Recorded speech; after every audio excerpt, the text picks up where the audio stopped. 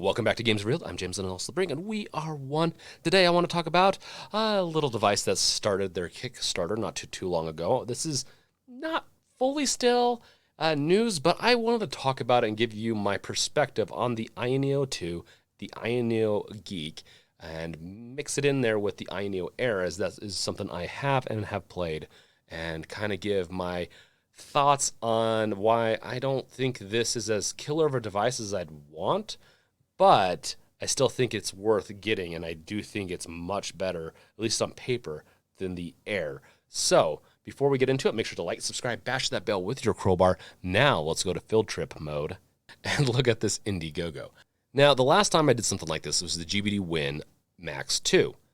I, in the end, said I didn't want to get it, and a week later, I bought it. We'll see how I do about this. I do not want to spend another $1,000 on a device. I do like the way this looks, and I even said that out of all of them, I think the AYANEO Geek, even with the not Ayn Odin, but the Ayn Loki, I think the AYANEO Geek looks better. I also think it looks like it's just the joysticks, just everything about it looks like it's gonna be a better experience than the Loki. Now, while the Loki is gonna be a better priced device. As you can see, they already hit their price, which was $6,000. Honestly, what it looked like they really wanted was just to sell it somewhere that has clout, that they've already been doing their kind of campaigns through anyways with the Indiegogo. So this is more of a store than it is a fundraising kind of campaign. AYANEO, it's just like with Ayn and AYANEO, they kind of shoot themselves in the foot by not keeping to a SKU very well. Like with the AYANEO 2, they just had the AYANEO Next not too long ago. They're coming out with devices like crazy. AYANEO Air came out just a couple months ago, and it's honestly, I would consider it a flop if you are trying to replace what the Steam Deck can do. If you're trying to do just indie games with a better screen, then maybe that is for you. But for everything else, I think it's just the AYANEO Air just was not the best device. I don't think it's a bad device, but I do consider it a flop, and I don't know how many they actually sold, especially since they had the AYANEO 2, the AYANEO, and the prices are different, don't get me wrong, but why not pay even double the price to get, I'd say, probably a much better experience than even that would warrant that price change.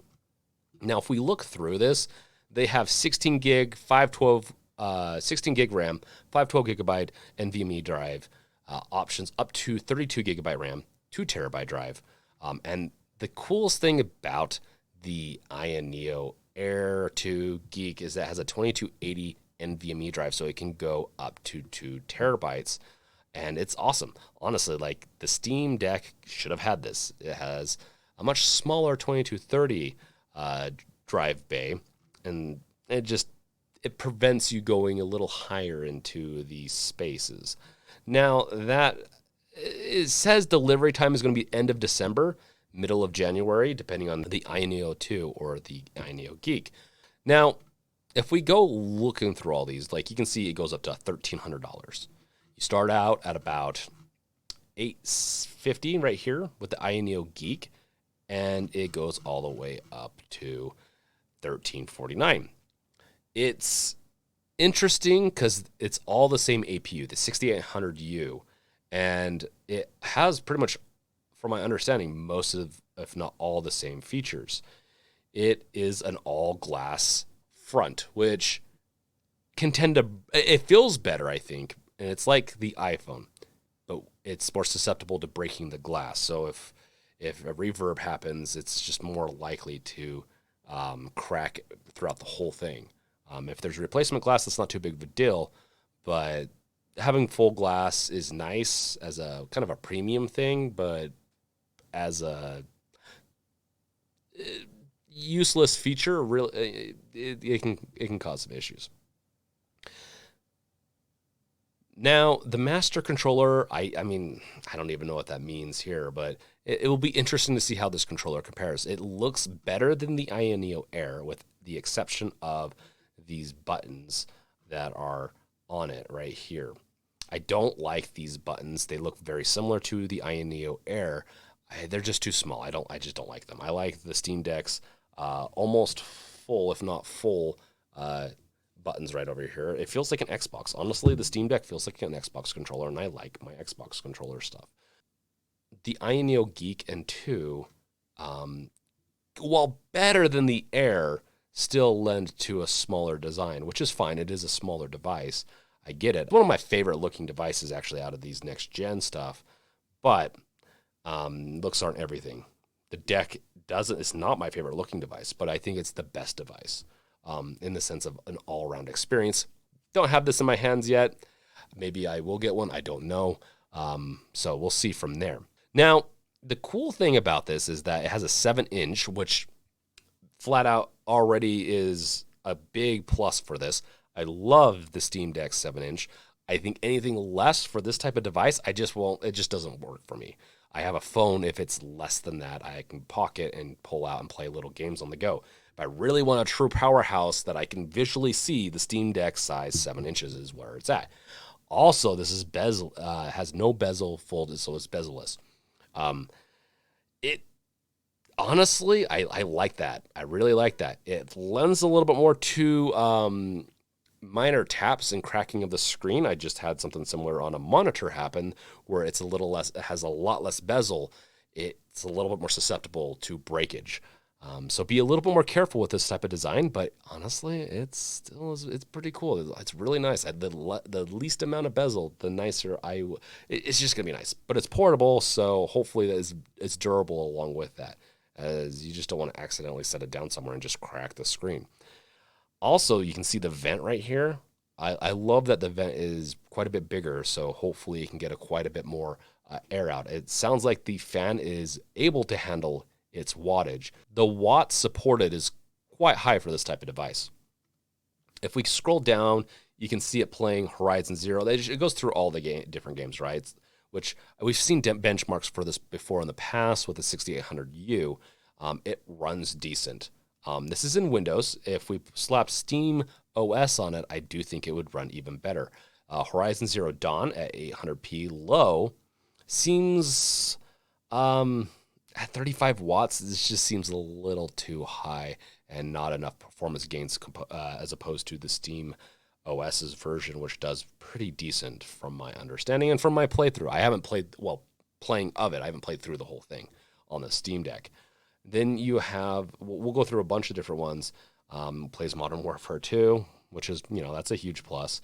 And then there's just so many other games. I wish they would have put Cyberpunk 2077 in there, but I'm impressed. Let's just say that I'm impressed with what the 6800U can do.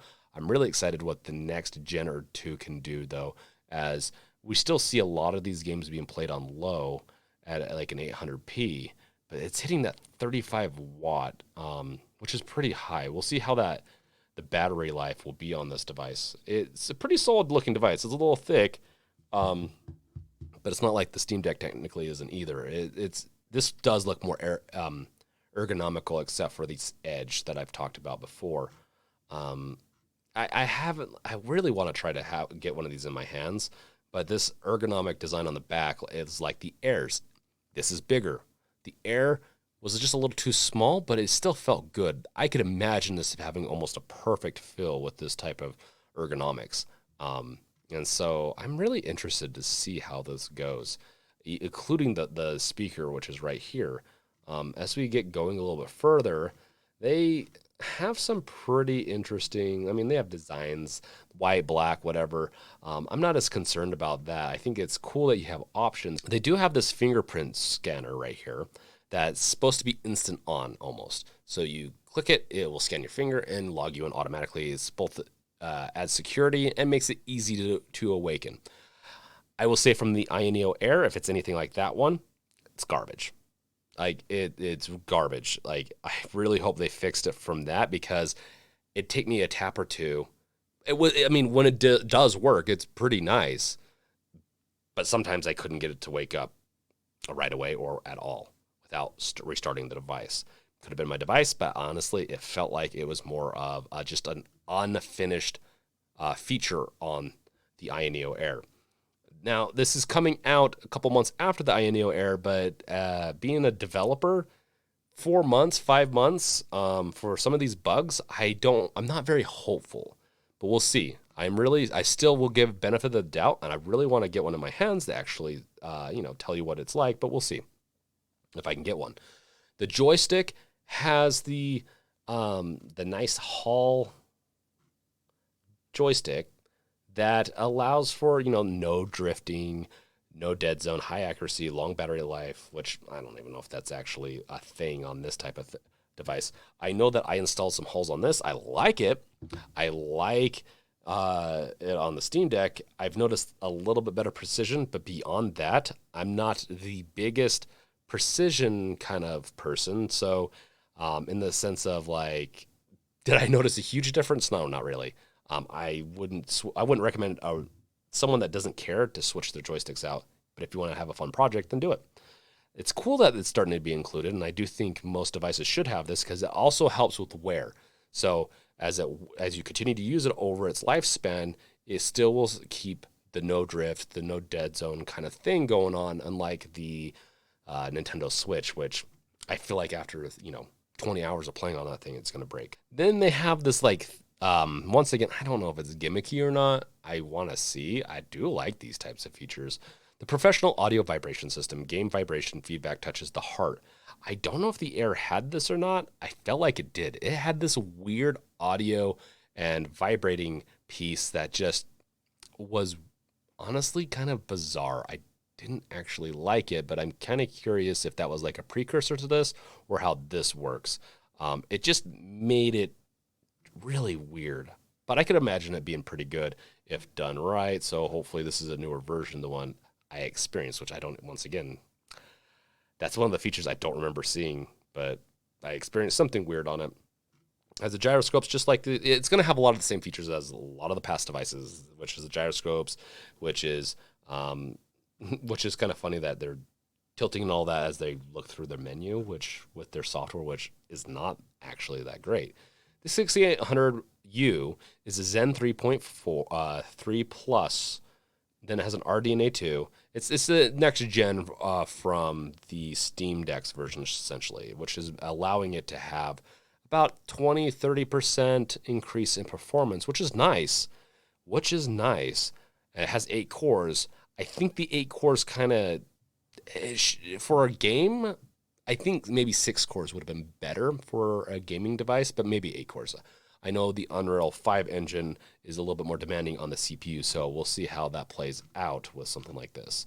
The battery is pretty, honestly, it sounds like it's going to be pretty big, but with those wattages, that it says right here 15 to 32, it can get up to 35 wattages, though, with the TDP, which can be very hungry on the battery life. So we'll see. And I believe the battery is a 50-watt battery.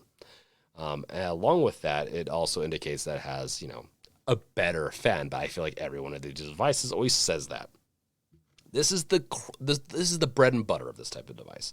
An external GPU dock. It has USB 4.0. This is one of the biggest things I think the deck needs to support. USB 4. They need to create a Steam Deck Pro or something where they're gonna have to get a new APU, meaning they're gonna have to build a new one. I don't believe the architecture right now in the deck supports USB 4.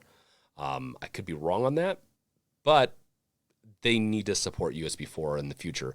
I would love to see a refresh in the next year or two. I know that's a little soon, but this USB 4 just adds so much more niceties with that external GPU dock and just throughput, because the one USB slot on the deck just isn't quite enough. And being able to dock this in dock mode with a dock that has a GPU in it would be amazing. Honestly, it would be perfect.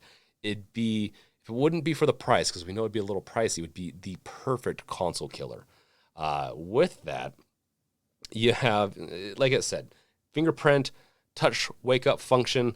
I was not impressed with the Air. I thought it actually was very buggy. But their card system, their SD cards, does seem interesting. I will say that.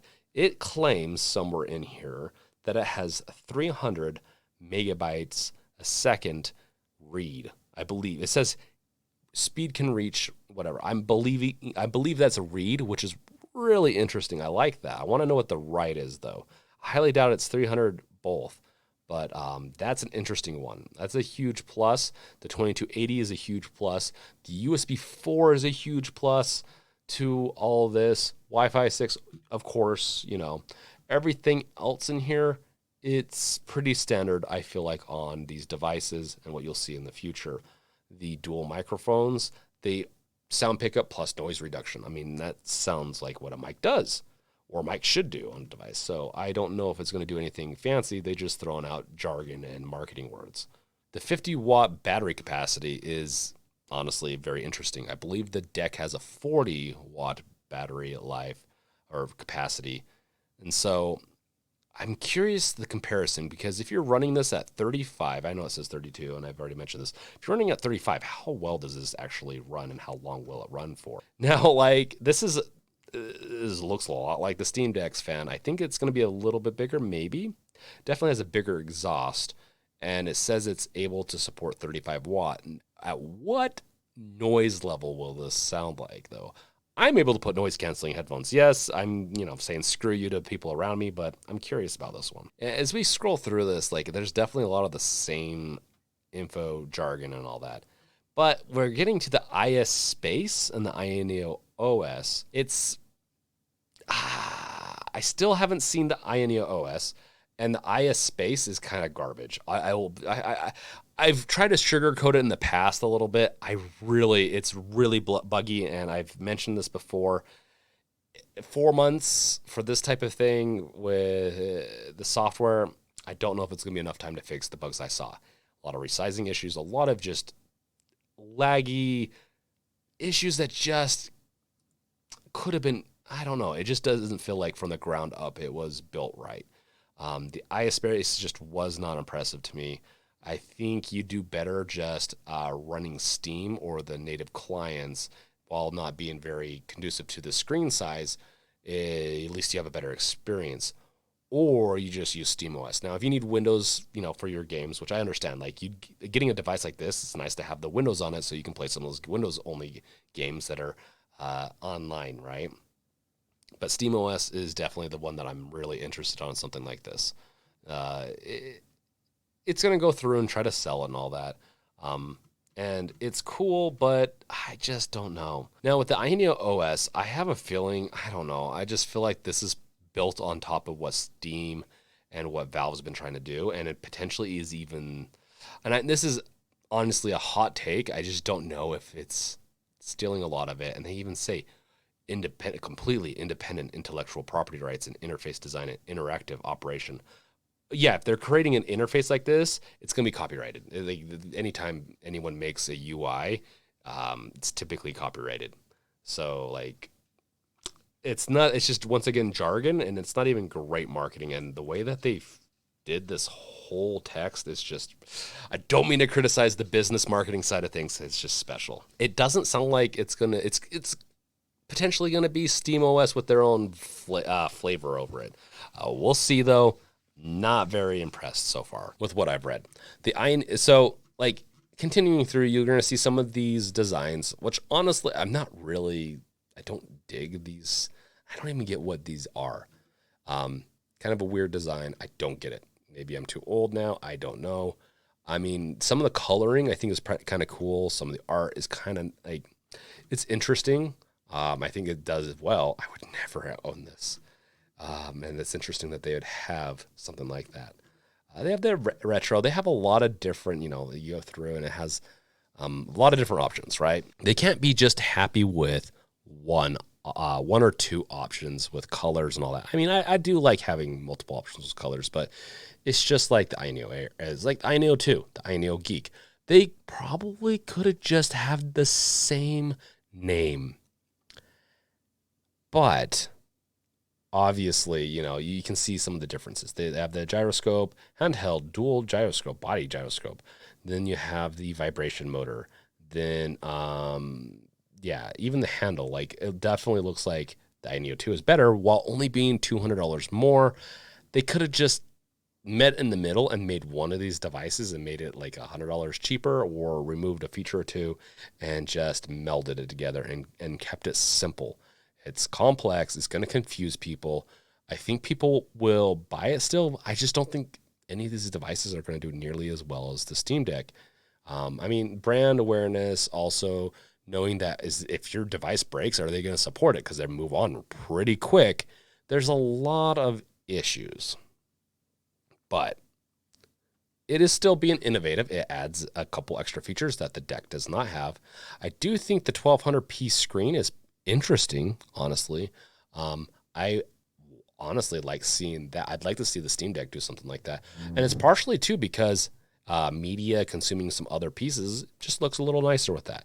Do the games handle that as well? Not necessarily, but with FSR, and as FSR improves, that higher resolution will be nice. It is draining on the battery though. So at the end of the day, is this something I want to buy? And not really. Like this only adds, if you have a Steam Deck, this only adds 20 to 30% increase in performance. I can already play most of the games I want to play at a decent enough frame rate. I don't need this. But if you don't have a Steam Deck yet and you don't mind spending a couple extra $100 more, and you want to have a little bit better performance, slap SteamOS on this and have a couple more options and better improved features like the Hall joysticks, and the ability to be able to dock an external GPU. Those are big selling points if you really want to do more with your device. If you want it to be a handheld device and just work out of the box with something like SteamOS, which you can open it, you can buy games on the library, you don't have to go to the desktop mode or anything else, and it just works, stick with Steam Deck. Going into Windows, doing anything along those lines, it gets a little frustrating with the smaller screen. Yes, it's a 7-inch. It's still small enough to where it gets a little frustrating. It doesn't even have the trackpads to help with navigating the OS. So in the end, these are my thoughts on this device. I think it's interesting. I like it in concept, but if it plays out the same as the AYANEO Air, I think it's going to fall short of it's the Steam Deck still, besides obviously performance. With that, though, we'll see what the AYANEO Loki and what the GBD continues to offer. This is a much more attractive looking and ergonomic and feeling device to me. While the audio, I didn't mention this, if the audio can just be projected a little bit more forward as opposed to down, it would also be a huge win. The Air's audio is just weird because it projects down into your palm and echoes into your ears. It just throws it off. That's one of the things the Loki is going to have to deal with. The GBD, their version of this looks like the PSP, which I do not like at all. I think out of the next-gen devices for the next 6 months, I think this is the best-looking one, personally. And it will be interesting to see how these three devices, the Loki, the GBD, whatever the one that one's called, and the AYANEO 2 and Geek, how they compare. Honestly, it's going to be interesting because those are the best ones to compare in this sphere. Steam Deck is so iconic at this point, and so just it works so well. It's a rounded, essentially console PC that I just don't know if I'd even pit it against these in the sense that the experiences are a little different. But we'll see. We'll see. With that, that's all I have to say. Let me know in the comments below. What do you guys think? Does the AYANEO 2 and the Geek change your mind? Would you go with something like this over the AYANEO Loki? Or are you pretty satisfied with your Steam Deck? I think a lot more people are buying the Steam Deck and are satisfied.